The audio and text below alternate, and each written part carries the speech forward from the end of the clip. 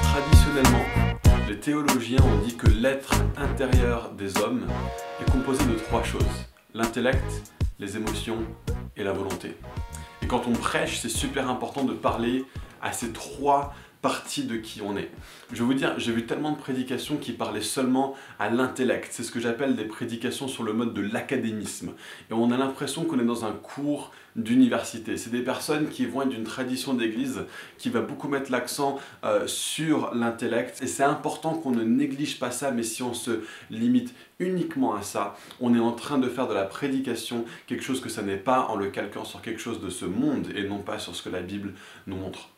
Deuxièmement, j'ai vu des prédicateurs qui étaient extrêmement sous le ton de l'émotion, qui sans donner de raison à ce qu'ils disaient, sans vraiment nous conduire à quoi que ce soit derrière, juste avaient envie d'éveiller nos émotions, et puis à la fin, tu pleures, peut-être que la personne qui est en train de prêcher pleure, etc. Et tu ressors complètement inchangé parce que tu as eu les émotions chamboulées, tu as l'impression que c'est Dieu qui t'a touché. C'est pas Dieu qui t'a touché, c'est juste les émotions qui ont été chamboulées par un prédicateur sur le ton de l'émotionnalisme ou du sentimentalisme. Troisièmement, je connais des personnes qui prêchent uniquement sur le ton de la volonté. Ça, c'est un petit peu le modèle qui est tiré du monde militaire. Faut que tu fasses ceci, faut que tu fasses cela, c'est important de ceci, décide ça aujourd'hui. On ne donne pas de raison pourquoi, on ne parle pas du tout à ton humanité, mais on te harangue en fait finalement. Et ça devient quelque chose d'ultra militaire au final. Mais après, il y a des personnes qui vont sur 2 des 3 plans. C'est déjà mieux, mais ça reste incomplet.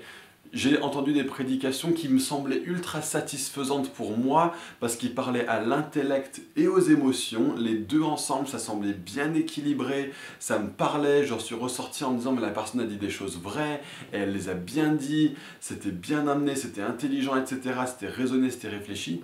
Mais au final, ma vie était complètement inchangée parce qu'ils ont oublié l'étape de parler à ma volonté.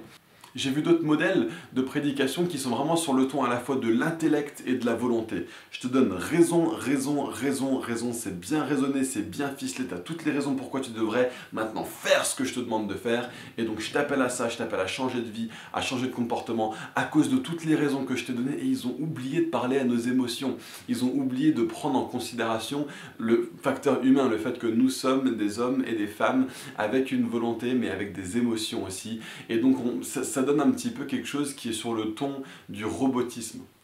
Et enfin, je connais des personnes qui vont uniquement parler aux émotions et à la volonté. Ils vont mettre nos émotions en chamboulement pour ensuite nous conduire à une décision, mais ils n'ont pas du tout parlé à notre intellect, ils n'ont pas du tout pris en considération le fait qu'on est des personnes qui réfléchissent et qui avons besoin d'être non seulement persuadés par les émotions, mais aussi pleinement convaincus au niveau intellectuel que ce qui est dit est vrai, que ce qui est dit a du sens, que ce qui est dit vient de la parole de Dieu. Et donc moi je préconise vraiment pour les prédicateurs, exercez-vous à parler à l'intellect, parler aux émotions et parler à la volonté. Il nous faut les trois en même temps. Parler à l'intellect, c'est-à-dire en ayant un travail rigoureux au niveau du texte, en ayant un travail rigoureux au niveau de comment vous développez ce que vous dites. Ne faites pas juste des grandes affirmations comme ça.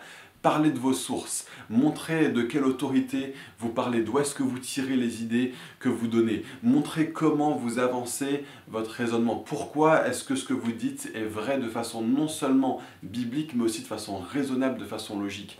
Parlez aussi aux émotions.